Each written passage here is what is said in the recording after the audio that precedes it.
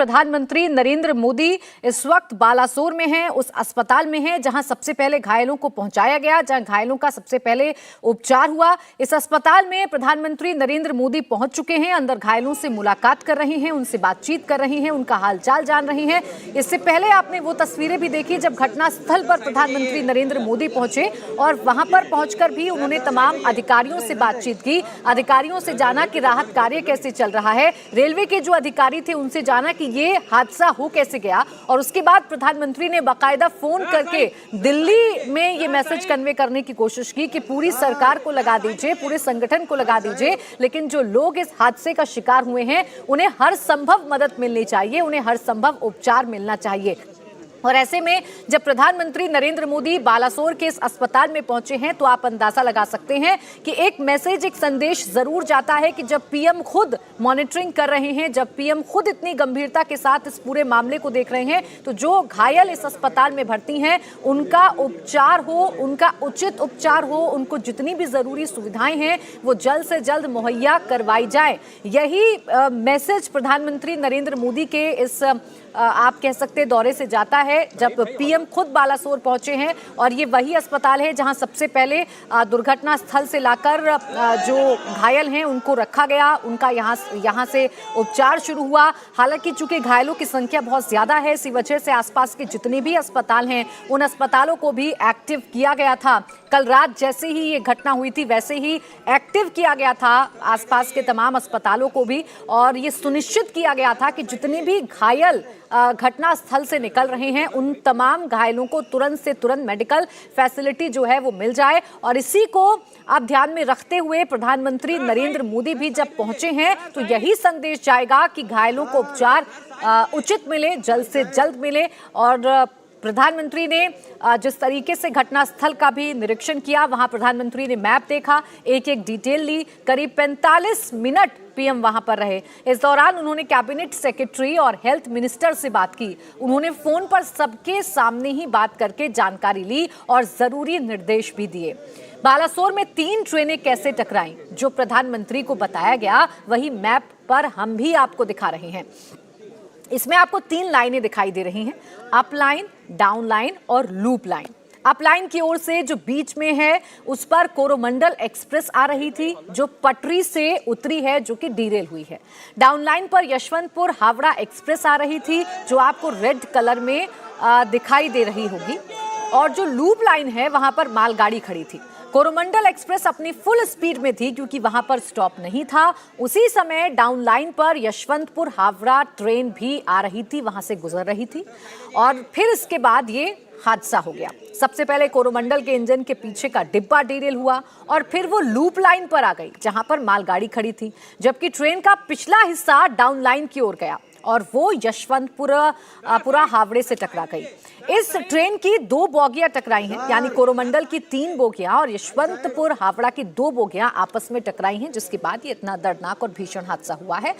मौके की तस्वीर अभी भी उतनी ही भयावह है जितनी कल रात आप देख रहे थे। हालांकि रेस्क्यू ऑपरेशन को अब लगभग खत्म कर लिया गया है। प्रधानमंत्री नरेंद्र मोदी जब घटनास्थल पर पहुंचे तो वो बिल्कुल नजदीक से इस पूरे घटना को देख कर आए हैं, और साथ ही साथ जो वहां पर अधिकारी मौजूद रहे वो भी उन्हें हर एक डिटेल बताते रहे कि आखिर 3 ट्रेन आपस में कैसे टकरा गई। क्योंकि जिसने भी इस हादसे के बारे में सुना, जिसने भी ये सुना कि 3 ट्रेन हैं जो आपस में टकराई हैं, एक के ऊपर एक चढ़ गई हैं, तो सबके जहन में सबसे बड़ा सवाल यही है कि आखिर ये हो कैसे गया, एक ही जगह पर 3 ट्रेन आपस में कैसे टकरा गई। ये पूरी जानकारी मैप के जरिए प्रधानमंत्री नरेंद्र मोदी को दी गई। पीएम ने घटना स्थल का जायजा लिया और अब वो पहुंच गए हैं बालासोर अस्पताल, जहां पर वो घायलों से भी मुलाकात कर रहे हैं और इसके बाद उनका कटरा जाने का भी कार्यक्रम है। लेकिन ये हादसा हुआ कैसे है, इस हादसे के पीछे जिम्मेदार कौन है, इन तमाम सवालों के जवाब आज हम आपको बताने जा रहे हैं। मेरे साथ तमाम खास मेहमान जुड़ गए हैं जो एक्सपर्ट हैं। एसके विज रेलवे एक्सपर्ट के तौर पर हमारे साथ हैं, डॉक्टर नवीन भटनागर पूर्व डीआईजी एनडीआरएफ हमारे साथ स्टूडियो में हैं, अनिल तिवारी रेलवे एक्सपर्ट के तौर पर हमारे साथ हैं, और Sudhanshu Sudhanshu money railway expert के तौर पर हमारे साथ हैं। आप सभी का बहुत बहुत स्वागत है। सुधांशु जी, मैं आपसे शुरुआत कर रही हूं। 3 ट्रेनें आपस में टकराई, ये आम भाषा में लोग इसे इस तरीके से समझ रहे हैं। इस 3 ट्रेनों के टकराने से 288 लोगों की जान चली गई। 3 बातें सामने आ रही हैं कि सिग्नल फेल हुआ होगा, मानवीय त्रुटि हो सकती है, साजिश हो सकती है। आपके नजरिए से यह हादसा कैसे हो सकता है, क्या संभावनाएं हैं? देखिए, जैसा सुबह खबर आ रही थी कि पहले ये बेंगलोर हावड़ा ट्रेन पहले स्टेशन में आई और वो लगभग निकल रही थी, तब उसके 2 डिब्बे शायद डिरेल हुए। इस बीच में दूसरी लाइन पे डाउन अप डायरेक्शन में, दूसरे ऑपोजिट डायरेक्शन से कोलकाता शालीमार चेन्नई कोरोमंडल एक्सप्रेस आ रही थी फुल स्पीड पे, और वो जो डिब्बे डिरेल हुए इससे टकराए, और चूंकि बहुत स्पीड में थी, बड़ा इम्पैक्ट था, तो कोरोमंडल एक्सप्रेस के बहुत से डिब्बे डिरेल हुए या कैप्साइज हुए। और चूंकि मालगाड़ी भी खड़ी हुई थी लूप लाइन में और डिब्बे लाइन छोड़ के इधर उधर गए तो उनसे भी टकराए। तो ये सब मिलके एक बड़ा स्कैटर बना, और जिसमें कैप्साइज कोचेस 12-14 थे और डिरेल्ड कोचेस भी थे। और ये बड़ा हादसा इसलिए कहलाएगा क्योंकि एक तो ट्रेन ऑक्यूपाइड थी, इतनी कोचेस कैप्साइज हुई, और इसीलिए इतनी ज्यादा फेटेलिटीज हुई, क्योंकि ट्रेन ये नॉर्मली फुली ऑक्यूपाइड होती हैं। एक बात ये भी आ रही है कि पहले कोरोमंडल एक्सप्रेस, जिसको मेन लाइन से जाना था, वो लूप लाइन में चली गई जहां पे मालगाड़ी खड़ी हुई थी और इनकी टक्कर हुई। टक्कर होने के बाद बैंगलोर एक्सप्रेस जो लगभग निकल रही थी, उसके 2 डब्बे और इफेक्ट हुए। अगर ये लूप लाइन पे आई तो ऐसा इंटरलॉकिंग के जरिए संभव नहीं है। वो ऑक्यूपाइड लाइन है, उस पे दूसरी ट्रेन को सिग्नल नहीं मिल सकता और रूट भी नहीं मिल सकता, या कोई ह्यूमन गलती होने से मिल भी सकता है तो सिग्नल नहीं मिल सकता। इसलिए ये अभी समझ के बाहर है कि कैसे वो लूप लाइन पे वो ट्रेन आ सकती है। ऐसा इंटरलॉकिंग या सिग्नलिंग फेलियर, ये फेल सेफ सिस्टम होता है, ऐसा होता नहीं है मेरी नजर में। जो इसमें एक बात कही जा रही है, अभी जो डिटेल आई है, जैसा कि आप बता रहे हैं कि सिग्नल का जो सीन है वो नहीं हो सकता है। अभी जो बताया जा रहा है वो ये कि जब ये आगे बढ़ रही थी फुल स्पीड से थी, क्योंकि यहाँ इसका कोई स्टॉपेज नहीं था, इंजन निकल चुका था। इंजन निकलने के बाद जो बाद के डब्बे हैं वो डिरेल हुए हैं और वो मालगाड़ी से टकराए हैं। इसके पीछे की क्या वजह समझ में आती है? क्या इसका सिग्नल से कोई लेना देना है? अगर सिग्नल मेन लाइन का था, जैसा कि मुझे इंफॉर्मेशन है कि मेन लाइन का ही था, और लोकोमोटिव आगे निकल गया, बाकी डिब्बे अगर आए हैं, तो हो सकता है कि पॉइंट में कोई दोष हो जिसकी वजह से डिब्बे गलत डायरेक्शन में चले गए। ऐसा हो सकता है, ये संभावना है पॉइंट के दोष की या मेंटेनेंस की एक प्रॉब्लम हो सकती है या नहीं, ये मैं नहीं बोल सकता अभी। तो इस समय ये देखिए, इस पे कंजेक्चर बहुत करना ठीक नहीं होगा। मेरी इंफॉर्मेशन भी यही है कि दोनों ट्रेन्स का, बैंगलोर वाली और ये कोरोमंडल का भी सिग्नल थ्रू था, और ऐसी संभावना कम लगती है कि ये लूप लाइन पे चला गया हो इंजन भी। लेकिन अब मतलब कोई ऐसा बड़ा फेलियर हो गया हो जिससे हुआ हो ऐसा। मैं आपको बीच में रोक रही हूं सुधांशु जी, क्योंकि तस्वीरें अभी आ रही हैं। प्रधानमंत्री नरेंद्र मोदी बालासोर अस्पताल में इस वक्त मौजूद हैं। उनके साथ कैबिनेट मंत्री धर्मेंद्र प्रधान हैं, रेलवे मिनिस्टर अश्वनी वैष्णव भी उनके साथ हैं। घायलों के पास जा रहे हैं, एक एक बेड के पास जा रहे हैं, घायलों से उनका हालचाल जान रहे हैं, और जो तीमारदार साथ में हैं उनसे भी बातचीत कर रहे हैं। प्रधानमंत्री नरेंद्र मोदी का अस्पताल में पहुंचना एक तरफ घायलों को भी ढांढस पहुंचाता है कि उनका जो इलाज है वो प्रॉपर तरीके से होगा, उनका जो इलाज है वो केंद्र सरकार की देखरेख में हो रहा है। तो वहीं दूसरी तरफ पूरे सिस्टम को भी एक संदेश जाता है कि जब खुद प्रधानमंत्री नरेंद्र मोदी गंभीरता के साथ एक एक चीज, एक एक बात पर नजर बनाए हुए हैं, तो इलाज भी फिर प्रॉपर ही होना है। आप देखिए कैसे डॉक्टर से भी बात कर रहे हैं, कोई मरीज अपनी कोई बात बता रहा है तो जो डॉक्टर वहां पर मौजूद हैं, पीएम साथ ही साथ डॉक्टर से भी बातचीत करते हुए नजर आ रहे हैं। तो इन तस्वीरों का आप सीधे सीधे तौर पर ये जरूर मायने निकाल सकते हैं कि एक बड़ा हादसा तो हुआ है, और इस हादसे के पीछे कौन जिम्मेदार है ये जांच के बाद भी सामने आ जाएगा। लेकिन फिलहाल प्रधानमंत्री नरेंद्र मोदी, जिन्होंने दिल्ली में पहले हाई लेवल मीटिंग की, उन्हें बाकायदा ब्रीफिंग दी गई रेलवे के अधिकारियों की तरफ से कि ये हादसा हो कैसे गया। फिर वो पहुंचे बालासोर, जहां पर ये दुर्घटना हुई है, जहां पर इतना बड़ा एक्सीडेंट हुआ है जिसमें 288 लोगों की जान चली गई। वहां भी अधिकारियों ने उन्हें एक एक जानकारी दी। पीएम ने फोन पर दिल्ली में बात भी की और अब प्रधानमंत्री बालासोर अस्पताल के अंदर हैं, घायलों के पास हैं, घायलों से बातचीत कर रहे हैं। जो घायल बातचीत करने की अवस्था में हैं उनसे खुद हालचाल जान रहे हैं। बाकी जो तीमारदार साथ में हैं, जो परिवार वाले साथ में हैं, उनसे भी बात कर रहे हैं। कहां चोट लगी है, कैसे चोट लगी है, डॉक्टर्स ने कितना इलाज किया है, कैसे इलाज किया है, क्या सुविधाएं मिल रही हैं या नहीं मिल रही हैं, ये तमाम सवाल जाहिर सी बात है प्रधानमंत्री नरेंद्र मोदी की तरफ से पूछे जा रहे होंगे, ताकि ये पता चल पाए कि स्थिति है क्या। जो जानकारी पीएम तक पहुंचाई जा रही है, क्या हालात अभी उतने सामान्य हैं, क्या अस्पतालों में प्रॉपर बेड हैं, क्या अस्पतालों में प्रॉपर इंतजाम है, क्या तमाम मरीजों को वक्त पर इलाज मिल पा रहा है या नहीं, यही सुनिश्चित अब प्रधानमंत्री नरेंद्र मोदी की तरफ से किया जा रहा है। बालासोर अस्पताल से प्रधानमंत्री निकलेंगे तो उनके कटक अस्पताल जाने का भी प्रोग्राम है। चूंकि देखिए इतनी बड़ी संख्या में लोग घायल हुए हैं, इसीलिए सिर्फ एक अस्पताल में भर्ती हो सके, एक अस्पताल में इलाज चल सके, संभव नहीं था। इसलिए आसपास के तमाम अस्पतालों को एक्टिव किया गया था और आसपास के तमाम अस्पतालों में जो इलाज के लिए जो घायल हैं उनको भर्ती करवाया गया था। तो बालासोर अस्पताल वो पहला मेन स्पॉट रहा जो जहां पर घायलों को सबसे पहले पहुंचाया गया। उसके बाद फिर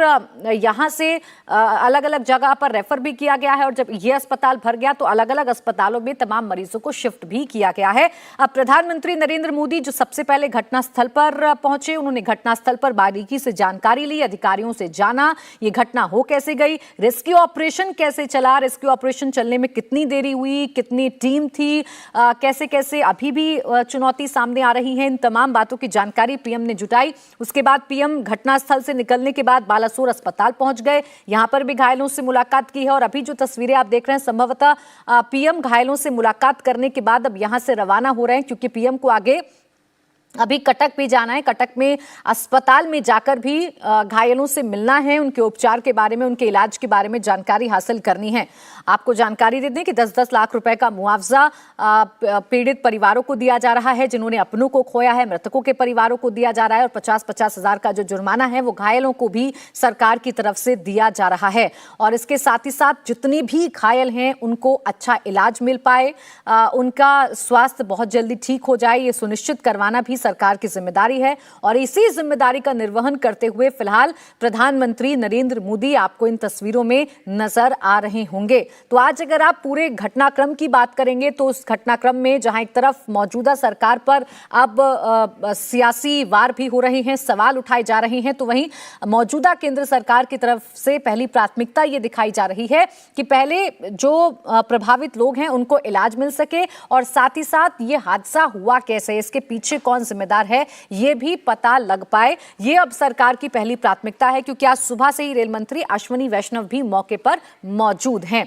अनिल तिवारी जी, हम तस्वीरें भी लगातार दिखा रहे हैं और जैसा भी सुधांशु जी कुछ टेक्निकल बातों को समझा रहे थे, क्या संभव है, क्या संभावनाएं हैं? ये जो बताया जा रहा है कि कोरोमंडल बहुत फुल स्पीड से आ रही थी और वो लूप लाइन में उसके जो डब्बे थे वो घुस गए, मालगाड़ी के ऊपर गिरे, आधे डब्बे दूसरे लाइन में चले गए जो हावड़ा एक्सप्रेस से टकरा गए, ये किस वजह उसे संभव होता हुआ नजर आ रहा है?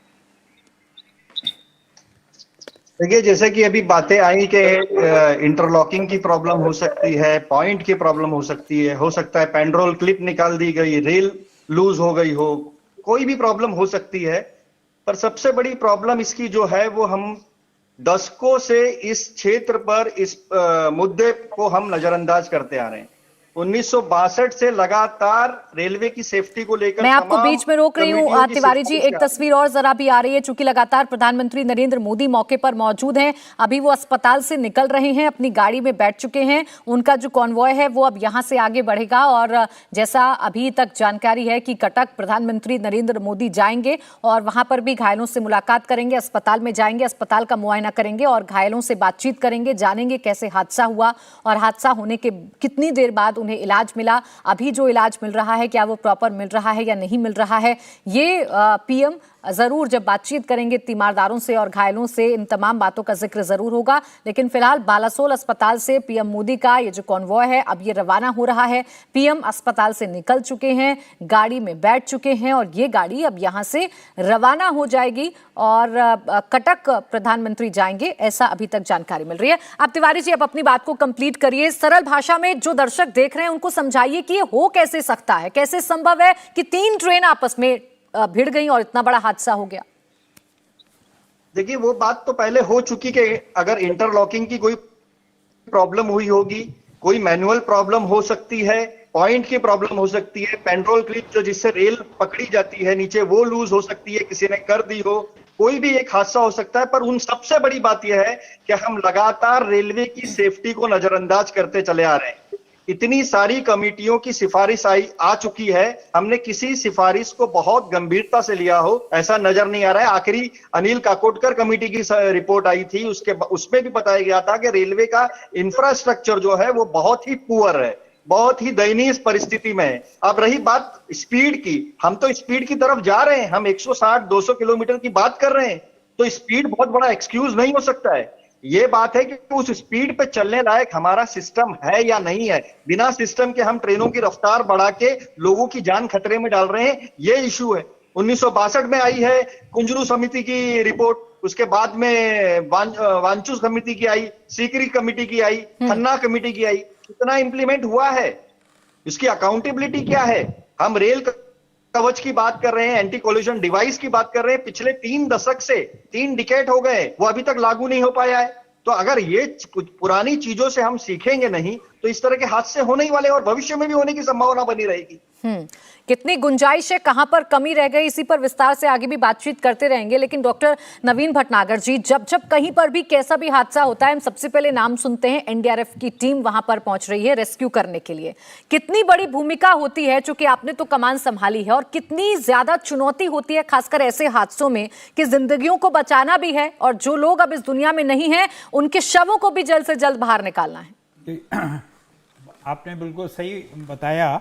ये हमारे लिए बहुत बड़ा चैलेंज होता है क्योंकि जहाँ भी एनडीआरएफ को भेजा जाता है हमें नहीं पता होता वहाँ सिचुएशन क्या है, वहाँ पर जो कैसे हादसा हो गया क्या है। तो हम लोग उस चैलेंज को स्वीकार करते हैं, जल्दी से जल्दी पहुँचने की कोशिश करते हैं और वहाँ जाके जो हमें टास्क दिया गया है उस पर हम एक्टिव हो जाते हैं। और जो हमारी एक्सपर्टीज़ है specially in the rescue operation and search operation उसको हम स्टार्ट कर देते हैं। और इसके लिए हमारे पास एडिक्वेट इक्विपमेंट्स होते हैं, जैसे लाइफ लोकेटर है, कटर्स हैं और दूसरे आपके इंस्ट्रूमेंट्स जो नेसेसरी चाहिए होते हैं वो सारे हमारे पास होते हैं। जो नहीं होते हैं वो स्टेट गवर्नमेंट से हम डिमांड करके जल्दी से जल्दी मंगा लेते हैं। और ये एक हादसा एक अपने आप में अलग ही टाइप का हादसा था जो हमारे लिए भी एक चैलेंज था और इसको हमने सफलतापूर्वक इसको मीट आउट किया। और इसमें काफ़ी अगर हम टाइमली एक्टिव नहीं होते तो ये आपका डेथ रेट बढ़ जाता।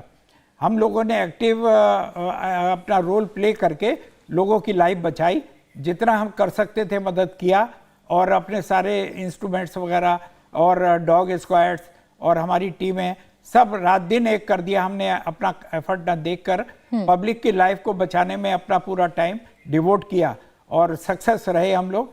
वो बात अलग है कि कैसे हुआ हादसा, क्या हुआ, इसके ऊपर तो जो कमेटी बैठी है वही आपको सही जानकारी देगी।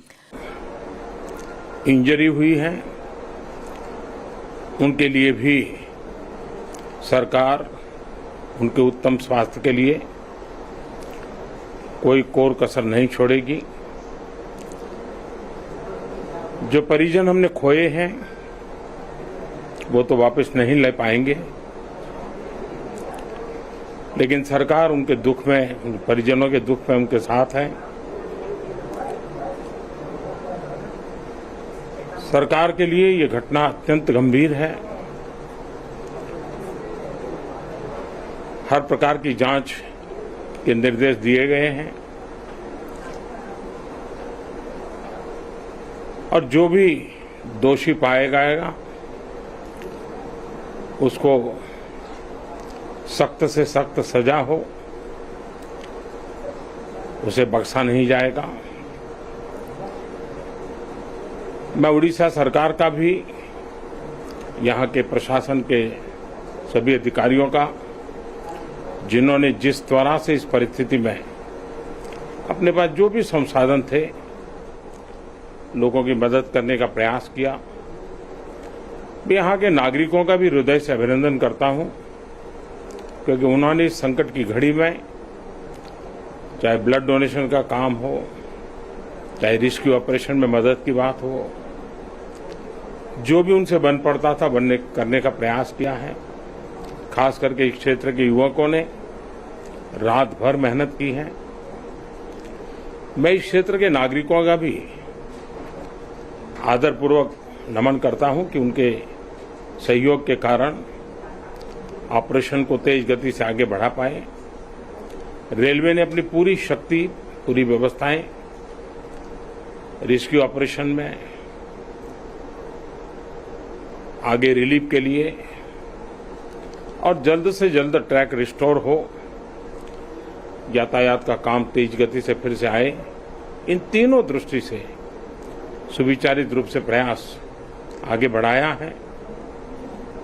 लेकिन एक दुख की घड़ी में मैं आज स्थान पर जाकर के सारी चीजों को देख करके आया हूं। अस्पताल में भी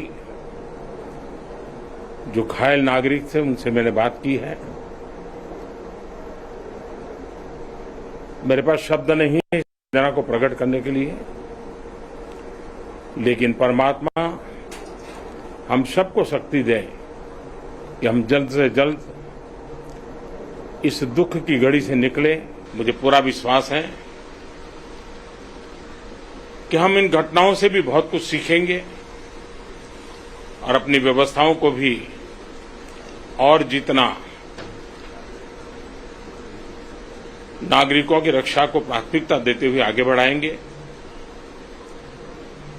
दुख की घड़ी है, हम सब प्रार्थना करें इन परिजनों के लिए। तो प्रधानमंत्री नरेंद्र मोदी को आप सुन रहे थे। तो प्रधानमंत्री नरेंद्र मोदी को आपने सुना, जो अस्पताल में पहुंचे घायलों के बीच में उनसे मुलाकात की, जो सीधे सीधे तौर पर कह रहे हैं कि जो भी दोषी होगा उसे बख्शा नहीं जाएगा। हम ये कोशिश करेंगे कि जांच में तमाम चीजें सामने आ जाएं और ये सुनिश्चित करवाया जाएगा कि भविष्य में ऐसी घटनाएं ना हो, इतनी ज्यादा त्रुटि ना हो, इतना बड़ा हादसा ना हो, ये आगे भविष्य में सुनिश्चित कराया जाएगा। इस घटना की हर प्रकार से, हर एंगल से जांच की जाएगी और जो भी दोषी पाया जाएगा उसे बख्शा नहीं जाएगा। प्रधानमंत्री लगातार ये कह रहे हैं कि एक ऐसी घटना है जिसे शब्दों में बयां नहीं किया जा सकता है। एक ऐसी दर्दनाक घटना है जो देश के लोगों को आज पूरी तरीके से गम में डुबा रही है, रुला रही है, और इस घटना को देखते हुए आगे सबक भी लिया जाएगा, जांच की जाएगी इस पूरी घटना की हर एक एंगल से, हर एक प्रकार से, और उसके बाद दोषियों पर भी कार्रवाई होगी, उन्हें बख्शा नहीं जाएगा। एक बार फिर सुनिए पीएम ने क्या कहा है। असह्य वेदना मैं अनुभव कर रहा हूं और अनेक राज्यों के नागरिक इस यात्रा में कुछ न कुछ उन्होंने गंवाया है। जिन लोगों ने अपना जीवन खोया है, ये बहुत बड़ा दर्दनाक और वेदना से भी परे मन को विचलित करने वाला, जिन परिवारजनों को इंजरी हुई है उनके लिए भी सरकार उनके उत्तम स्वास्थ्य के लिए कोई कोर कसर नहीं छोड़ेगी। जो परिजन हमने खोए हैं वो तो वापस नहीं ले पाएंगे, लेकिन सरकार उनके दुख में, उनके परिजनों के दुख में उनके साथ है। सरकार के लिए ये घटना अत्यंत गंभीर है। हर प्रकार की जांच के निर्देश दिए गए हैं और जो भी दोषी पाया जाएगा उसको सख्त से सख्त सजा हो, उसे बख्शा नहीं जाएगा। मैं उड़ीसा सरकार का भी, यहाँ के प्रशासन के सभी अधिकारियों का, जिन्होंने जिस तरह से इस परिस्थिति में अपने पास जो भी संसाधन थे लोगों की मदद करने का प्रयास किया, मैं यहाँ के नागरिकों का भी हृदय से अभिनंदन करता हूं, क्योंकि उन्होंने इस संकट की घड़ी में, चाहे ब्लड डोनेशन का काम हो, चाहे रेस्क्यू ऑपरेशन में मदद की बात हो, जो भी उनसे बन पड़ता था करने का प्रयास किया है। खास करके इस क्षेत्र के युवकों ने रात भर मेहनत की है। मैं इस क्षेत्र के नागरिकों का भी आदरपूर्वक नमन करता हूं कि उनके सहयोग के कारण ऑपरेशन को तेज गति से आगे बढ़ा पाए। रेलवे ने अपनी पूरी शक्ति, पूरी व्यवस्थाएं रेस्क्यू ऑपरेशन में आगे रिलीफ के लिए, और जल्द से जल्द ट्रैक रिस्टोर हो, यातायात का काम तेज गति से फिर से आए, इन तीनों दृष्टि से सुविचारित रूप से प्रयास आगे बढ़ाया है। लेकिन एक दुख की घड़ी में मैं आज स्थान पर जाकर के सारी चीजों को देख करके आया हूं। अस्पताल में भी जो घायल नागरिक थे उनसे मैंने बात की है। मेरे पास शब्द नहीं है वेदना को प्रकट करने के लिए, लेकिन परमात्मा हम सबको शक्ति दे कि हम जल्द से जल्द इस दुख की घड़ी से निकले। मुझे पूरा विश्वास है कि हम इन घटनाओं से भी बहुत कुछ सीखेंगे और अपनी व्यवस्थाओं को भी और जितना नागरिकों की रक्षा को प्राथमिकता देते हुए आगे बढ़ाएंगे। दुख की घड़ी है, हम सब प्रार्थना करें इन परिजनों के लिए। तो प्रधानमंत्री नरेंद्र मोदी इस वक्त चूंकि मौके पर हैं, घटनास्थल का वो पूरी तरीके से निरीक्षण कर चुके हैं। अस्पतालों में जाकर अब वो घायलों से भी मुलाकात कर रहे हैं और ये सुनिश्चित करवा रहे हैं कि किसी भी दोषी को बख्शा नहीं जाएगा। तिवारी जी, इस घटना को देखकर सबसे बड़ा सवाल मन में ये भी आता है कि जिस सेफ्टी, जिस सिक्योरिटी की हम बात करते हैं, जिस कवच सिस्टम का आज सुबह से लगातार चर्चा हो रही है, जिसका जिक्र हो रहा है, क्या ये कवच सिस्टम आज की घटना में कामगर साबित हो सकता था? ये कवच सिस्टम कैसे काम करता अगर आज ये होता मौके पर? तो देखिए, जिस समय इसका ट्रायल चल रहा था उस समय मुझे भी ये मौका मिला था कि वो इंजन में बैठ के हम लोगों ने गोवा के मडगांव में इसका ट्रायल हुआ था जिस वक्त, तब हमने देखा था कि ट्रेन किस तरीके से जीपीएस से कनेक्ट है और वो आपस में टकराने से सेम ट्रैक पर अगर है या अपोजिट ट्रैक पर भी है, अगर कोई ऑब्स्टेकल आ रहा है तो वो ट्रेन में ऑटोमेटिकली ब्रेक लग जाते थे। अगर वो कवच सिस्टम आज इस पर होता तो उससे इस हादसे को बहुत हद तक टाला जा सकता था। जहां तक कि लूप लाइन वाली ट्रेन का जो सवाल आया है, वो चीज तो शायद हो सकती थी, पर जो दूसरे डायरेक्शन से, डाउन डायरेक्शन से जो ट्रेन आ रही थी, उसके लोगों को बचाया जा सकता था। पर दुर्भाग्य यह है कि पिछले 30 वर्षों से हम कवच पर, एंटी कोलिजन डिवाइस पर काम कर रहे हैं और अभी तक वो अगर सभी ट्रेनों में इंप्लीमेंट नहीं हो सका है तो ये बहुत एक गंभीर मुद्दा है। और अगर उसमें कहीं खामियां हैं तो उसे पूरा अभी तक नहीं किया जा सका है। इस पर भी एक गंभीरता से विचार होने की आवश्यकता है। क्या ऐसा भी संभव था तिवारी जी कि जब अगर कोरोमंडल की बात करें, इसके डब्बे डिरेल हो गए और बराबर की पटरी से दूसरी ट्रेन आनी थी, हावड़ा एक्सप्रेस आनी थी, तो क्या उसे रोका जा सकता था? क्या अलर्ट किया जा सकता था कि वो ट्रेन आगे ना बढ़े? बिल्कुल, कवच सिस्टम से अगर वो ट्रेन अगर उसी समय सेम टाइम पे अगर गुजर रही होती तब तो हादसे की संभावना थी, क्योंकि इमीडिएट कोई भी ब्रेक नहीं लगता है, वो इंप्लीमेंट नहीं हो सकता है। बट अगर वो ट्रेन 1-1.5 किलोमीटर अगर पीछे होती तो उसमें ऑटोमेटिकली ब्रेक अप्लाई हो सकते थे और इस टक्कर को रोका जा सकता था। लूप लाइन वाली जो बात आ रही है, तो वो चीज नहीं टाली जा सकती थी, बट जो डाउन डायरेक्शन से ट्रेन आ रही थी उसे अगर वो एक सफिशिएंट डायरेक्शन पे डिस्टेंस पर होती तो उसे रोका जा सकता था।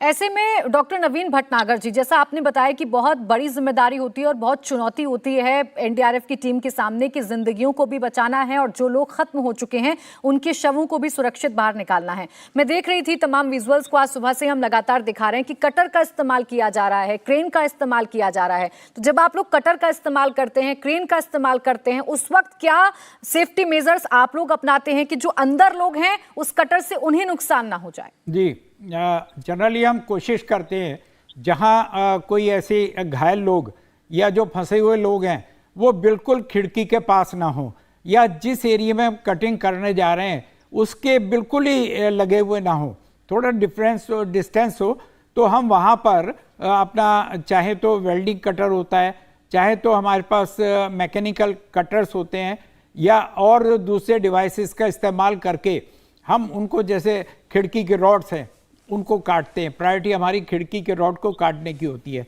वहाँ जगह बनाते हैं, जगह बना के अंदर घुसते हैं, या शीशे जो लगे होते हैं उनको तोड़ा जाता है, तोड़ के अंदर घुसने की कोशिश करते हैं, और या आपका दरवाजे के लॉक को काटा जाता है।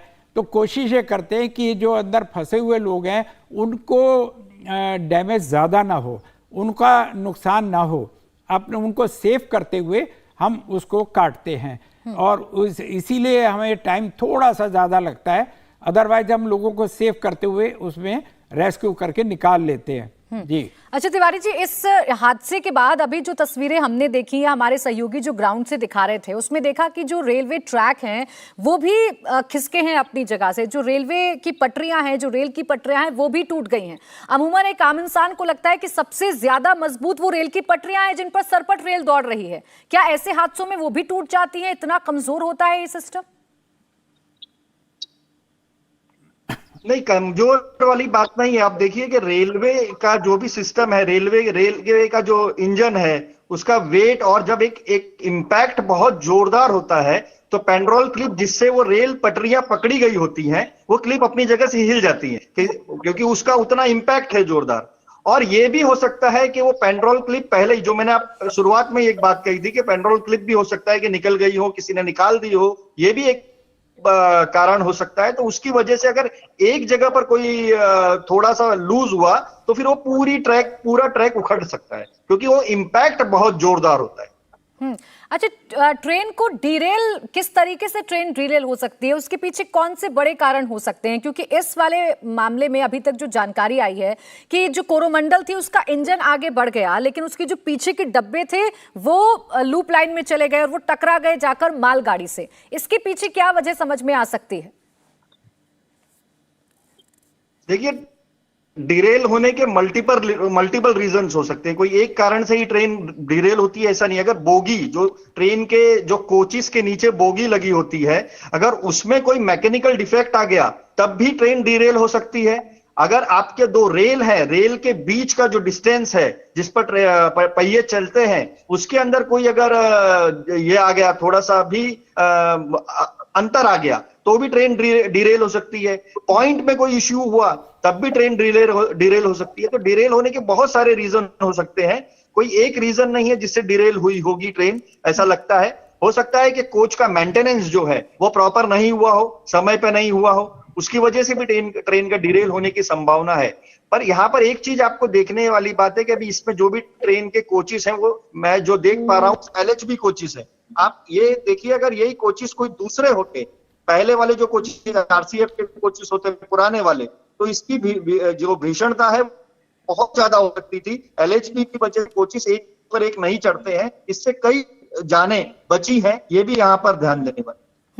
जिन LHB कोचेस का आप जिक्र कर रहे हैं, जैसा आपने बताया उसका भी आज शुरुआत सुबह से ही उस पर भी सवाल खड़े हो रहे हैं कि किस तरीके के सेफ्टी मेजर्स थे।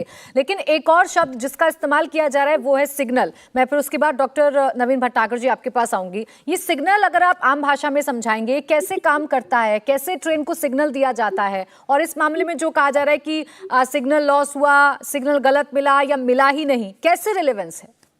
जी डेफिनेटली। मैं नवीन जी एक सेकंड, तिवारी जी। हाँ तिवारी जी, देखिए, दो तरह के सिस्टम है। दो तरह के सिस्टम होते, मैनुअल सिग्नल होता है, ऑटोमेटिक सिग्नल होता है। अब मेरा जहां तक अंदाजा है, ये जो सेक्शन है वो शायद ऑटोमेटिक रहा होगा। ऑटोमेटिक सिग्नल में ट्रेन जब एक सिग्नल को पास ऑन कर जाती है और वो एक सर्टेन डिस्टेंस पे चली जाती है, तब उसके पीछे वाला सिग्नल होता है वो येलो होता है, और उसके बाद जब वो दो सिग्नल आगे बढ़ जाती है तब डबल येलो होता है, या उसके बाद फिर ग्रीन होता है, जिस तरह की भी व्यवस्था है। तो ये जो है ऑटोमेटिक सिग्नल में इस तरह की संभावना नहीं है कि वो गलती की कोई गुंजाइश रहे। मैनुअल सिग्नल अगर होगा तब मैनुअल सिग्नल में ये संभावना होती है, जो पहले टोकन दिया जाता था, जब वो सिग्नल एक ट्रेन एक सर्टेन पॉइंट पर पहुंच जाती है, वहां से फोन करके बताया जाता है कि ट्रेन यहां पहुंच चुकी है, तब वो दूसरी ट्रेन को वहां से थ्रू किया जाता है। तो ये दो तरह के सिस्टम है। यहां पर जहां तक मेरा अंदाजा है ऑटोमेटिक सिग्नल वाला सेक्शन था, तो इस तरह की संभावना की गुंजाइश कम है। अगर उसके अंदर कोई टेक्निकल कमी आई होगी तो हो सकता है कि उसमें बहुत, लेकिन वो बहुत रेयर संभावना है, ऐसा होता नहीं है आमतौर पर। भटनागर जी, क्या किसी तरीके का कोई सेफ्टी ऑडिट भी होना चाहिए? क्योंकि अभी तक जो फैक्टर्स आ रहे हैं, पटरी को लेकर सवाल खड़े हो रहे हैं, ट्रैक को लेकर सवाल खड़े हो रहे हैं, सिग्नल सिस्टम को लेकर सवाल खड़े हो रहे हैं, तो इसको जांच परखने के लिए कोई ऑडिट होता है रेलवे की तरफ से या नहीं? होना चाहिए। जैसा कि अभी हमारे साथी एक्सपर्ट्स ने भी बताया इस बारे में, तो मेरा भी यही मानना है, क्योंकि मेरा काफ़ी एक्सपीरियंस है रेस्क्यू ऑपरेशंस में और इस टाइप के हादसे वगैरह मैंने डील किए हैं। तो मैं तो यही कहना चाहूँगा कि एक्चुअली इसका ऑडिट होना चाहिए। पहला होता है डिपार्टमेंटल ऑडिट, दूसरा होता है एक्सपर्ट कमेटी ऑडिट, तीसरा होता है थर्ड पार्टी ऑडिट। इसके अंदर ये तीनों ऑडिट्स जो है अपनी अपनी रिपोर्ट्स देते हैं और पूरा ये सेफ्टी डिवाइस चेक करते हैं। जो लेटेस्ट आप लोग लगा रहे हैं रेलवे वाले, उसके ऊपर देखते हैं कितनी इसमें विश्वसनीयता है, कितना इसमें कमी है, इस चीज़ के ऊपर भी हाईलाइट करते हैं। तीसरा जो है रेलवे लाइन की और सिग्नलिंग सिस्टम की क्या पोजीशन है। इसके अलावा जो सेफ्टी टावर्स होते हैं जहाँ से गाड़ियों को कंट्रोल किया जाता है, स्टेशंस के ऊपर कंट्रोलिंग टावर्स लगे रहते हैं, और इसके बाद सैटेलाइट फ़ोन सिस्टम्स होते हैं जो ड्राइवर के साथ, कंडक्टर के साथ और आपके जो है पीछे जो गार्ड के साथ कम्युनिकेट रहते हैं। गाड़ी चलती रहती है लेकिन उनका कोई इंपॉर्टेंट मैसेज आता है तो उनको कम्युनिकेट किया जाता है ताकि वेल इन टाइम वो अपनी गाड़ी को कंट्रोल कर सकें, डायरेक्शन को या जो उनको इंस्ट्रक्शन दी जाती कर सकें। अगर ये नहीं करेंगे तो इन हादसों का होना स्वाभाविक है, क्योंकि आप स्पीड बढ़ाए जा रहे हैं। आप जो है लगातार, अभी तो भगवान का दुआ करो वंदे भारत एक्सप्रेस इतना फ्रीक्वेंट नहीं आ रही है, तो उसके लिए इसी टाइप का ट्रैक की ज़रूरत है, इसी टाइप के सिस्टम की ज़रूरत है जो आप लोगों को करना पड़ेगा, और नहीं करेंगे तो ऐसे हादसे होते रहेंगे। जी, आप जिस इम्पैक्ट की अभी बात कर रहे थे, आप चर्चा में बता रहे थे, क्योंकि इस हादसे में जो अभी तक मैप के जरिए समझाया गया है उसके मुताबिक पहले कोरोमंडल डिरेल होती है और उसके जो पीछे वाली बोगियां हैं वो जाकर हावड़ा एक्सप्रेस से टकरा जाती हैं। तो ये किसका इम्पैक्ट था, ये किस तरीके से हो सकता है? जी, ये स्पीड का इम्पैक्ट हुआ है। जैसे इंजन निकला, क्रॉस किया, तो उसके बाद ये जो रेलवे लाइंस होती हैं तो ये इनके ऊपर सेफ्टी लूप्स लगे रहते हैं। अगर वो हिले, जब स्पीड से गाड़ी जाती है तो लाइनें हिलती है, वाइब्रेशन होता है।